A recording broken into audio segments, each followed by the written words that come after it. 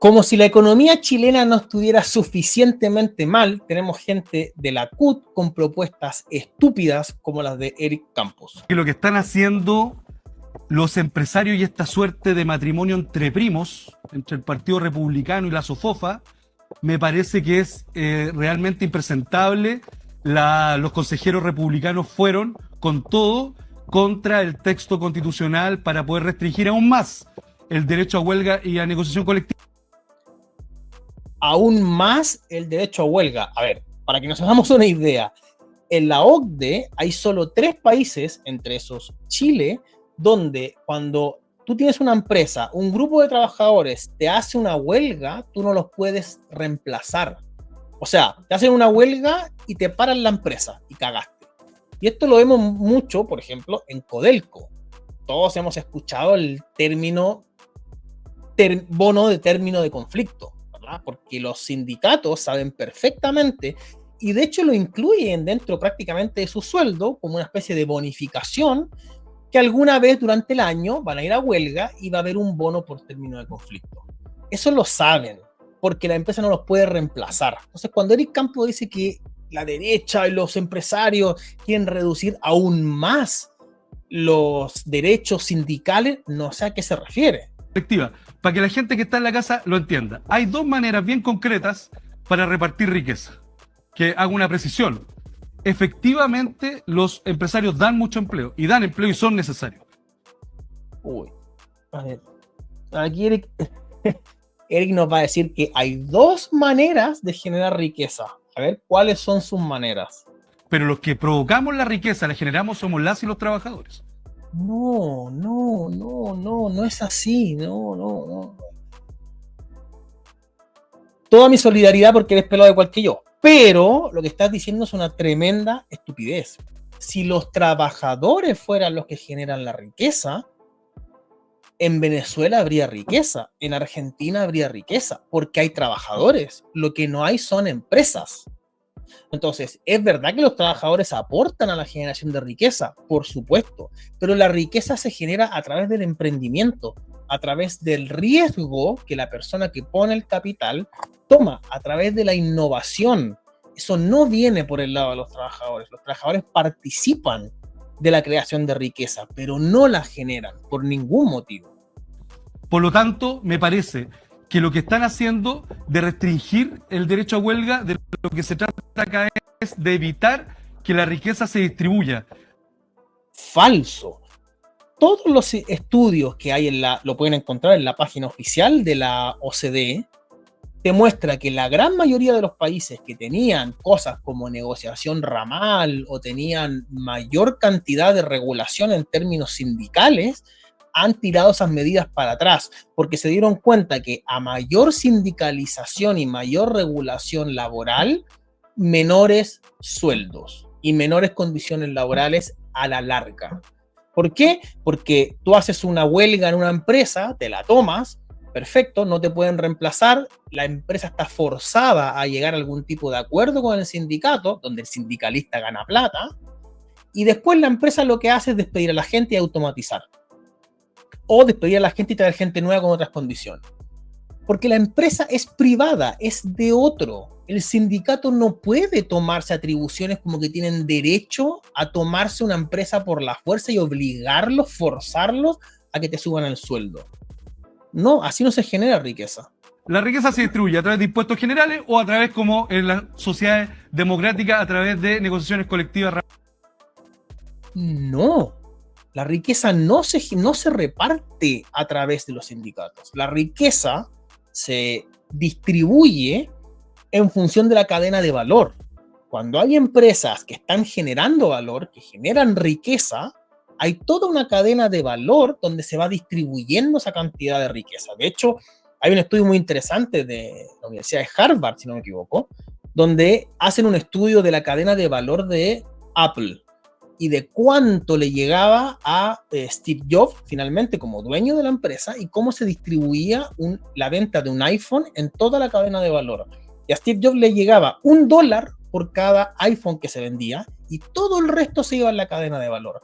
Desde la persona que hace el microchip en algún país como Costa Rica, hasta el gerente de operaciones, el gerente de marketing, la persona que trabaja en ventas, la persona que tiene la disposición de la marca para venderla en algún otro país, hasta el weón que hace las redes sociales y la página web. O sea, hay toda una cadena de valor que están ganando dinero con esa generación de riqueza. Nada que ver el sindicato. Eso, de hecho, es a pesar del sindicato.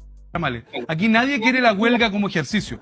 Pero lo que hizo la SOFOFA, además, que les quede claro, tuvieron solo 91 corazoncitos en la IPN que juntaron, que la SOFOFA presentó además una iniciativa popular de norma para restringir el derecho a huelga y a negociación colectiva. La CUT presentó dos, tuvimos felizmente más de 23.000 apoyos para reforzar los derechos colectivos de los trabajadores, y le quiero hablar al matrimonio entre primos de los republicanos con la SOFOFA. Nosotros nos vamos a oponer a esta contraofensiva que hay por los derechos de las y los trabajadores.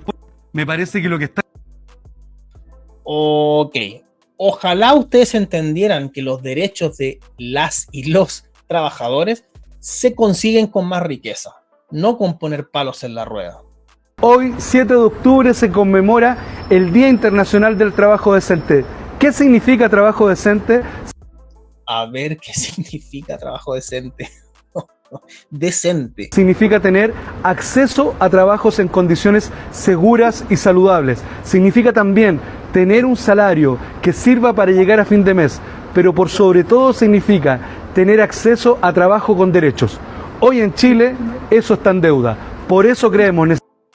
¿Está en deuda en Chile? ¿No hay una inspección del trabajo donde cualquier trabajador puede ir a denunciar a su empleador y seguro, 100% seguro que le gana la demanda siempre? ¿Cómo que los trabajadores no tienen derecho? No hay indemnización por año de servicio hasta 11 años por cada mes trabajado, una anomalía total en la OCDE, de hecho. ¿Dónde está ese país donde los trabajadores no tienen ningún derecho? Necesario hoy, 7 de octubre, el Día del Trabajo Decente, conmemorarlo, pero también reivindicar el derecho a la negociación colectiva ramal. Hacemos... Ok, a ver. La negociación colectiva ramal, para los que no lo sepan, es un tipo de negociación que lo que hace es agrupar a todos los tipos de industria por sector. Entonces, por ejemplo, el sector de retail, ¿ya? Agruparía desde Ripley hasta el almacén de la esquina, por ejemplo, ¿no? Porque están en ventas, comercio, retail. Okay. Entonces, todo estaría en función de un solo sindicato. Y ese sindicato sería el encargado de negociar por todo el rubro del retail o de las ventas o de lo que sea. ¿Qué genera eso? Que la negociación que salga de ahí va a generar una medida que siempre va a ser muy alta para la pequeña empresa y siempre va a ser muy baja para la gran empresa. Y lo que genera es una alternativa intermedia que hace finalmente que las empresas pequeñas no puedan competir. Por ejemplo, imagínate que el sindicato colectivo de los talleres mecánicos, esto es un ejemplo real, en Argentina esto pasa así, llega a la conclusión de que en todos los talleres mecánicos tiene que haber, no sé, guantes de alta densidad que sean fabricados por la NASA que cuestan, no sé, $1 millón cada par, ¿ya? Y entonces, claro, para la empresa grande no hay problema en cumplir con esa normativa, pero ¿cómo la puede cumplir un taller mecánico de la esquina que atiende a los vecinos y agarra un auto a la semana y tiene un trabajador? No tiene lógica la negociación ramal y por eso casi no hay ningún país que la tenga. Y ellos se basan en que países como Francia aún mantienen la negociación ramal. Lo que no te dicen es que países como Francia no crecen, no tienen crecimiento económico. ¿Cuál es la diferencia? Que Francia es un país que está estancado en la riqueza, que es muy distinto a estar estancado en la pobreza como países como el nuestro. Es muy diferente. Es un llamado a todos y a todas las actorías sociales y políticas a promover la negociación ramal para que Chile sea más justo.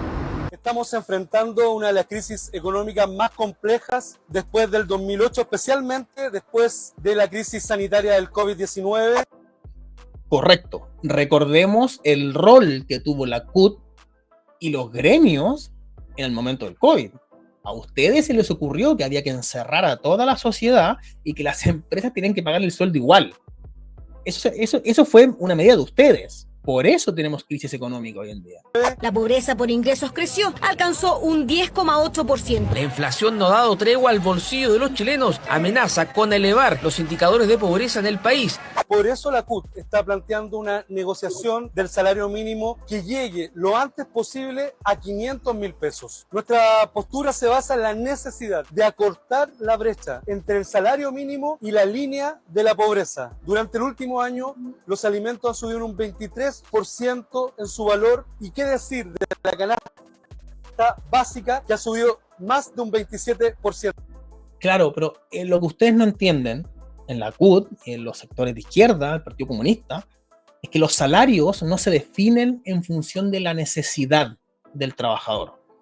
Y esto puede sonar raro, polémico para ustedes, pero es la verdad. No te pagan en función de tus necesidades, te pagan en función de tu productividad. Entonces, por más que suba la canasta básica, por más que suban los alimentos, si la sociedad no es más productiva, no puede pagar mejores salarios. Y que ustedes crean que lo pueden normar por ley y subir el sueldo mínimo independiente de la productividad del país, te da un portazo en la cara con la realidad cuando finalmente todo sube de precio. Porque las empresas, al no estar produciendo más, tienen que traspasar ese nuevo costo a precio. Entonces, ustedes no entienden que toda esta presión que ustedes hacen para ganar derechos para la gente que ustedes en teoría dicen representar, al final solo trae perjuicio para la gente que se supone que ustedes quieren beneficiar. Y además te cagan a todos los demás, porque la persona que al menos tiene trabajo y le suben el sueldo mínimo, aunque todo suba, algo se compensa, porque al menos le suben el sueldo. Pero la persona que está desempleada le sube todo y ni siquiera le subieron el sueldo a él. O sea, te estáis cagando además a los más pobres. Es por ello que creemos que es urgente, necesario, que el salario mínimo y la promesa del gobierno de llegar a los 500.000 pesos sea cumplida lo antes posible. Y el problema es que la gente de la CUT además está impulsando ahora que el salario mínimo no solo llegue a 500, sino que llegue a 680. Porque esto nunca termina. La línea que ellos trazan para decir esto es suficiente y esto no me alcanza es infinita. Nunca se termina. Entonces el problema es que en un país donde tenemos sindicatos fuertes que están todo el tiempo presionando, lo que se genera es estancamiento económico, no riqueza.